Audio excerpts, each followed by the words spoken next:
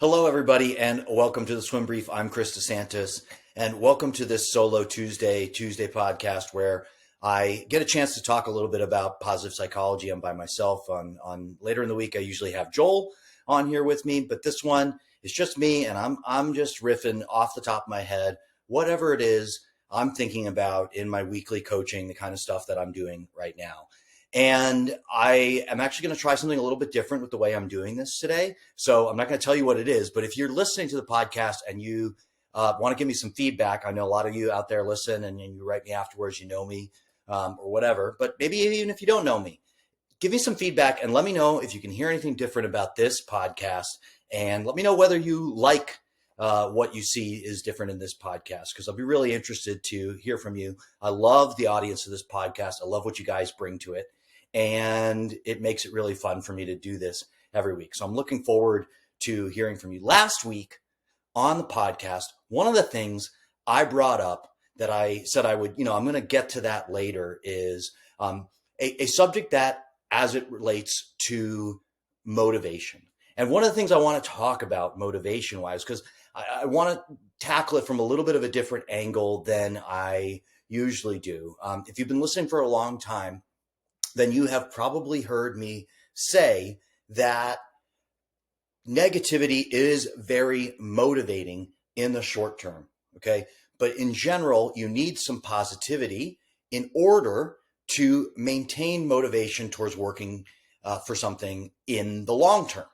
And I have said that over and over and over again. I actually want to get into some of the mechanisms of that, because I think I get a lot of questions from people. They sort of like, they want to know more. It resonates with them on some level, but the details of it are quite important, and they're quite important for you as you think about yourself, right? I know a lot of people that listen to this are thinking about some of what I'm saying internally, but also externally. If you're a coach and you're thinking about how you're going to interact with the people that you coach, or I actually have a lot of parents of athletes that listen to this as well. So maybe you're going to think about how you're going to interact with your kids around some of this stuff. But of course, as always, first, let me tell a story, because I had an intersection of all sorts of different things yesterday that really spurred this on. I was actually allowing myself to go on social media. I do maintain social media accounts because I'm running this business and because it's marketing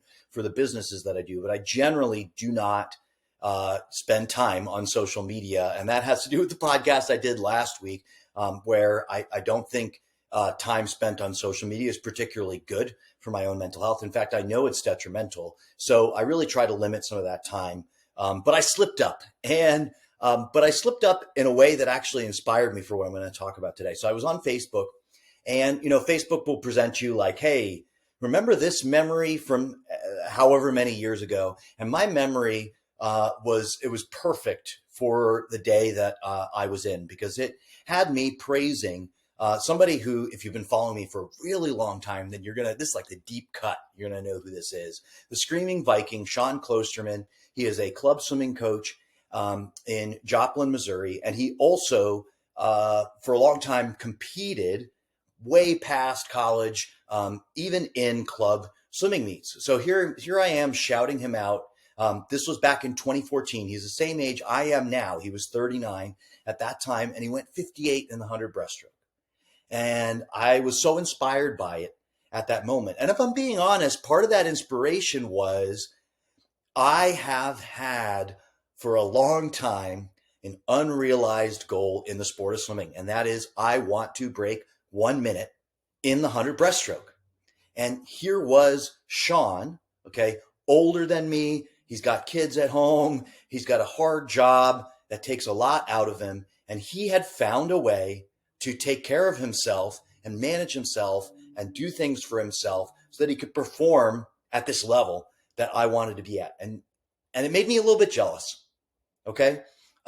Yes, I was inspired by it, but it also made me a little bit jealous. It activated a bit of negativity in me, because I thought about, in that moment, I thought about the fact that he had done it and I had not.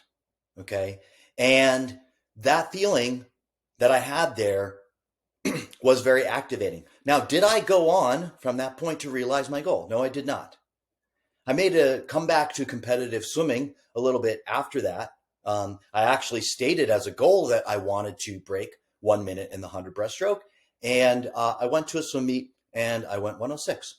So I did not achieve my goal in that time frame. And I'm gearing up to go after that goal once again. It's going to be even harder now because I am older, and I don't know what you think about how difficult various athletic achievements are. But in general, once you cross a certain point, and I've definitely crossed that certain point being 39 years old, it does get harder just on a purely physical basis to go after a peak level of performance.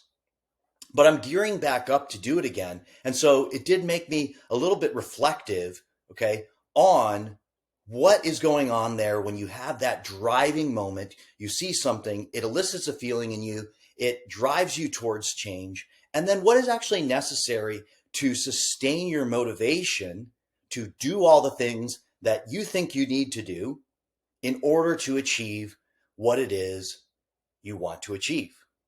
Okay. And here's honestly the best way that I think about those two mechanisms. It's in the way that I just described.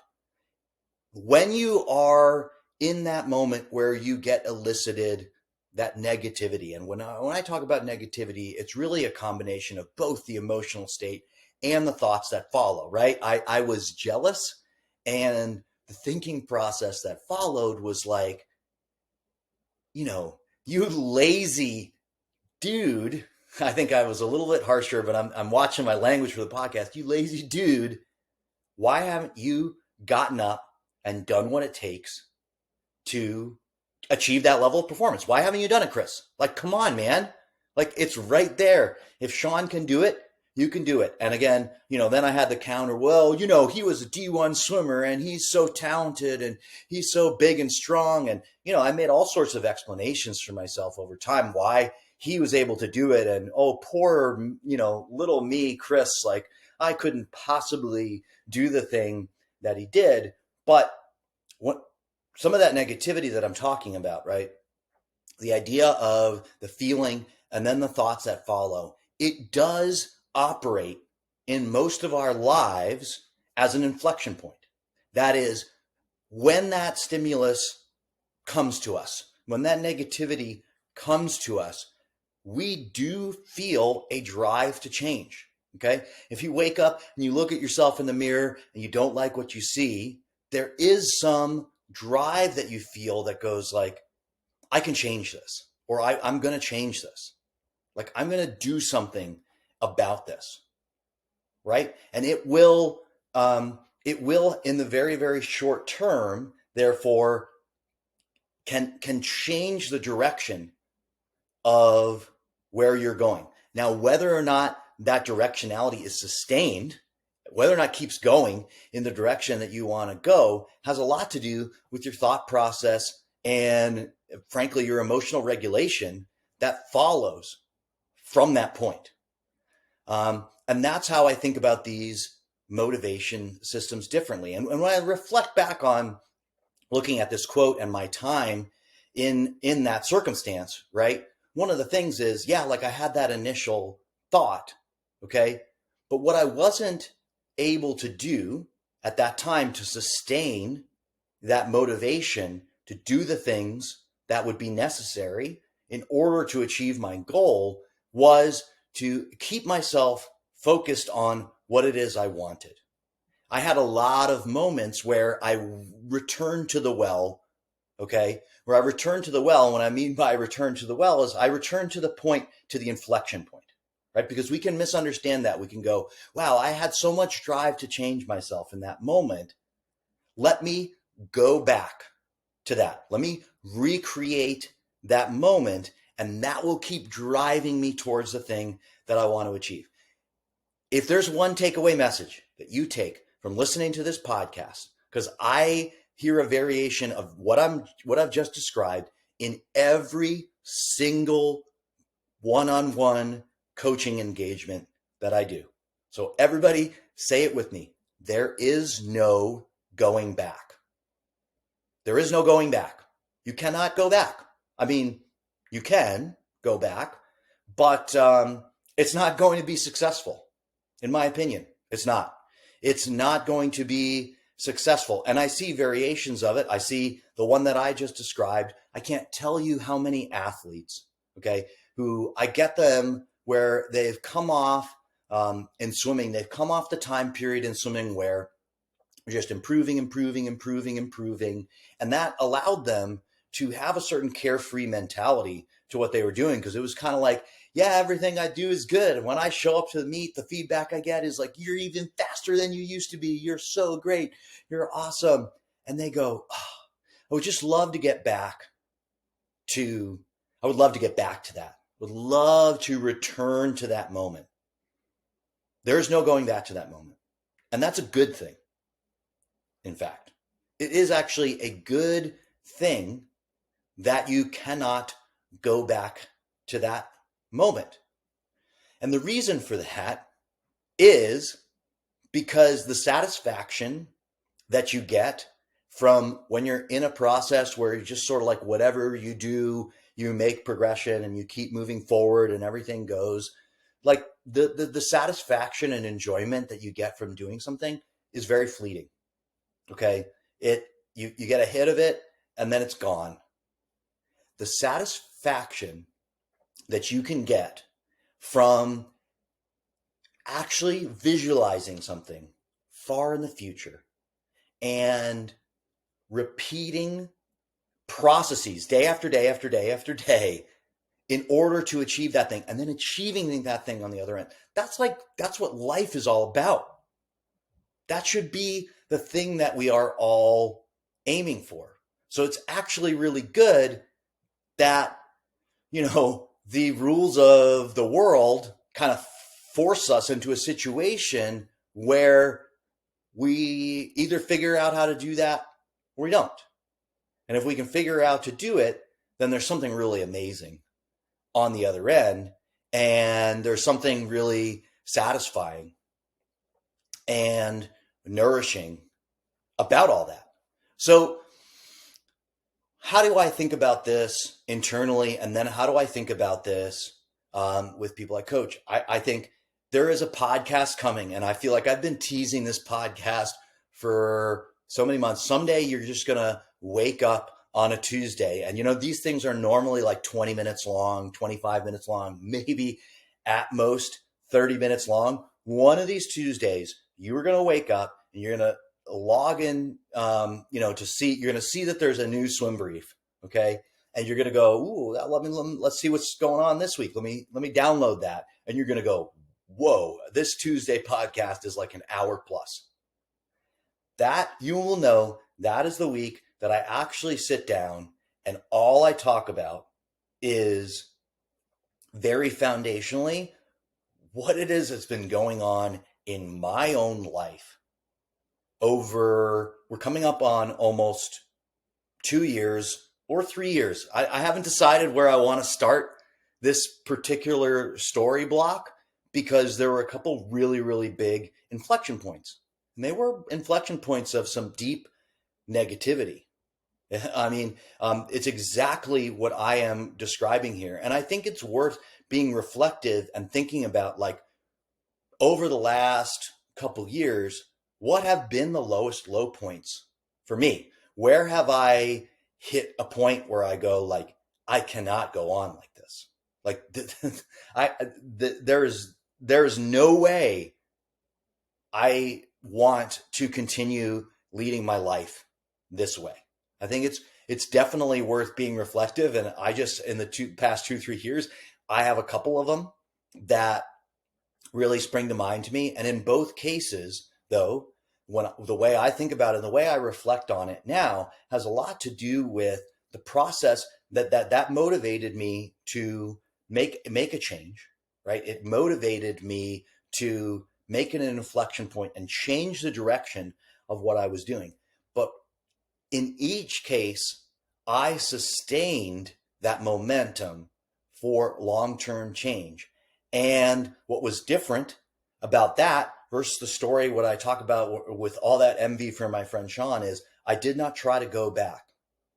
I did not try to go back to the well to sustain myself throughout it.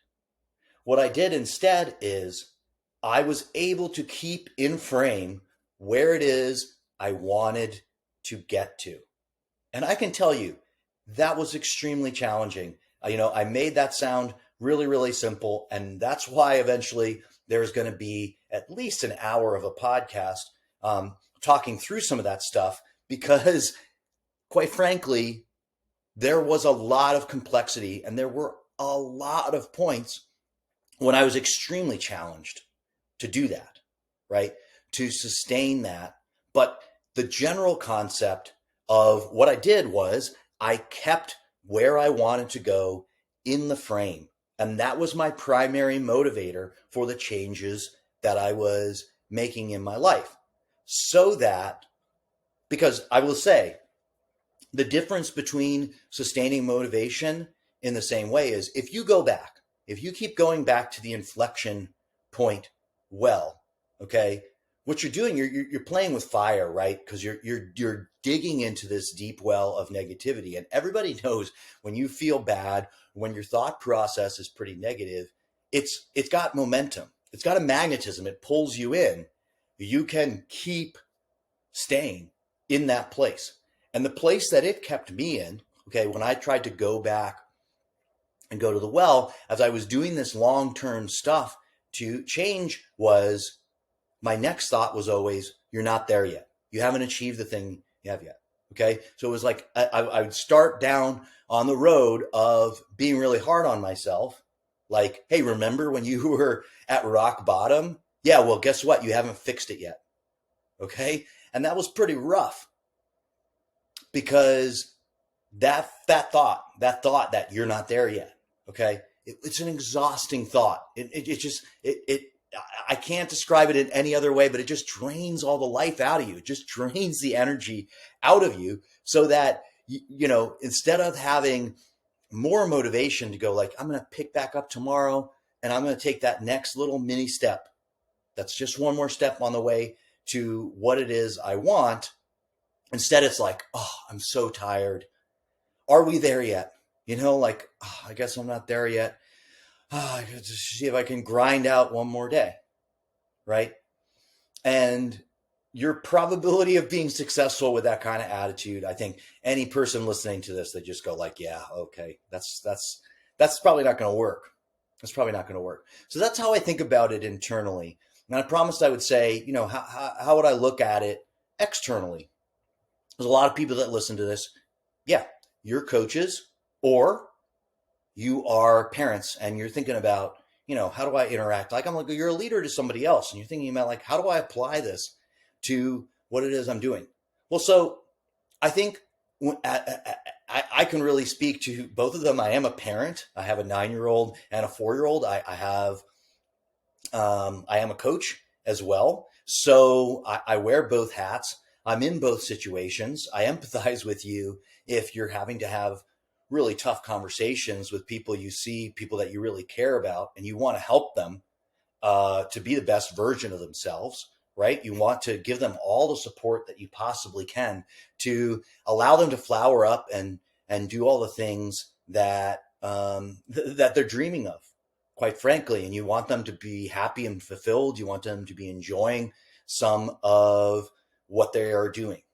And I think motivation plays a giant role in that, obviously. Like they are going to be happier when they are more motivated and they are doing the things that they believe will lead to the outcome that that's at the end. They will be more confident, right? If they believe in the things that they are doing, then quite naturally they are going to be more confident when they get to the end. And if they've motivated themselves in that way, if they have that positive motivation, which I've talked about in other episodes, then that actually does lead to confidence down the line. And I think coaches and parents, we get all mixed up with this sometimes. I know I do, where you look at somebody who is doing, like they're technically doing a lot of the steps that you think will lead to them being successful on the other end. But if their motivational structure is such that they are pushing themselves through a lot of negativity, it is not going to build confidence. And then what you're going to see in the other end is somebody who has a very, very negative self-image and hasn't, like they're in great shape. They've done the repeats in practice. They've done the dry land training. They've done the reps, all this piece somehow. I mean, kids are really resilient. They can have completely dysfunctional motivation and still be able to do amazing things physically. Okay.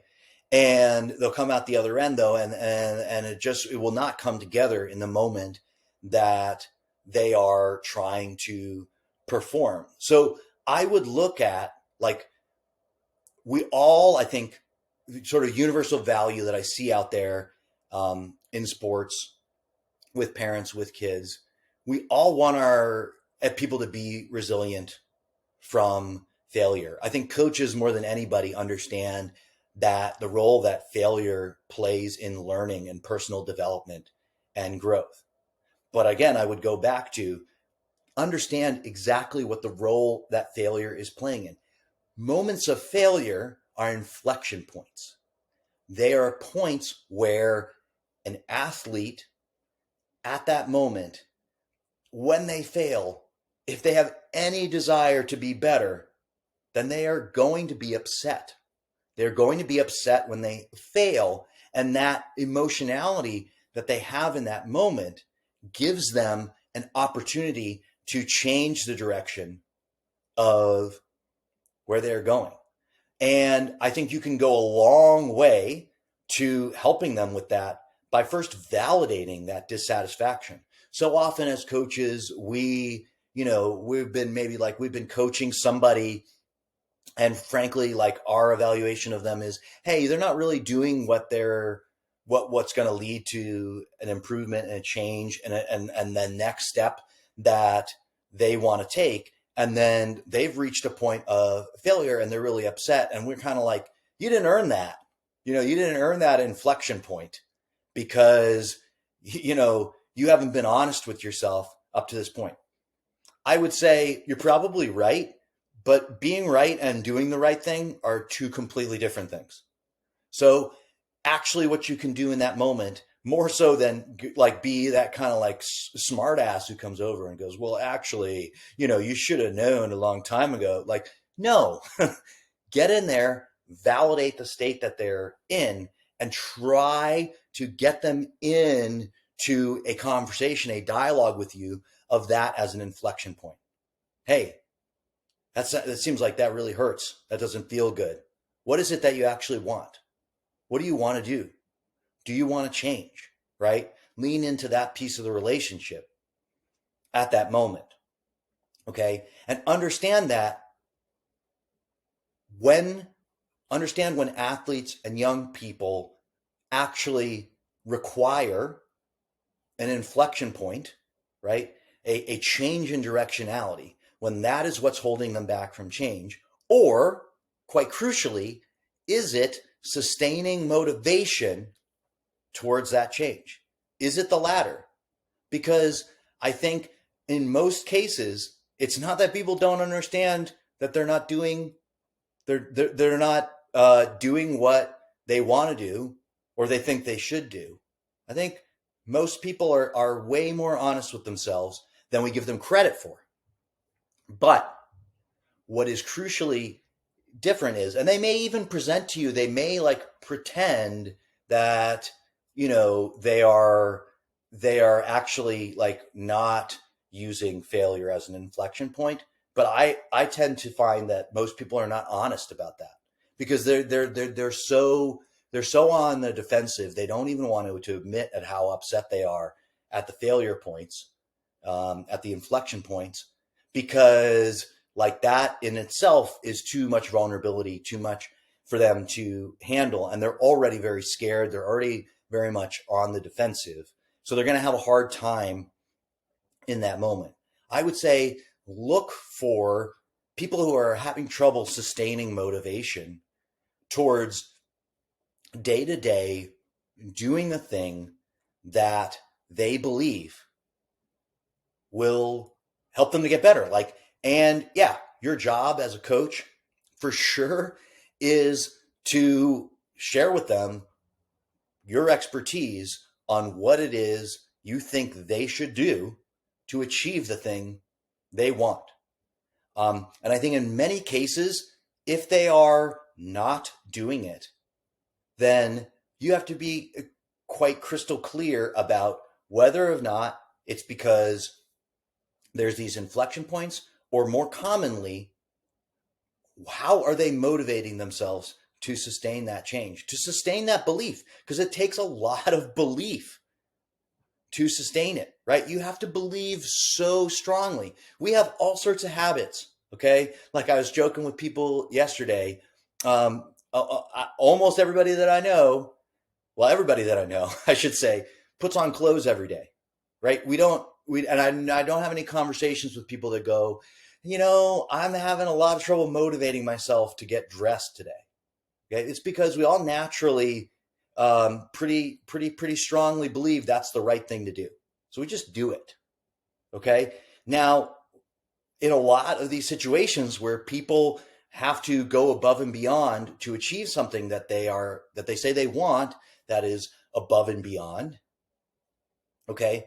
They may not be that strong in their belief. They may not be that automatic in their belief. And you're going to need a lot of positivity to sustain that then, because you're going to have these moments of doubt. You're going to have these moments where you pull back and go, well, maybe not today. Or you'll find ways to talk yourself out of doing the thing that you really, for the most part, believe is the right thing to do.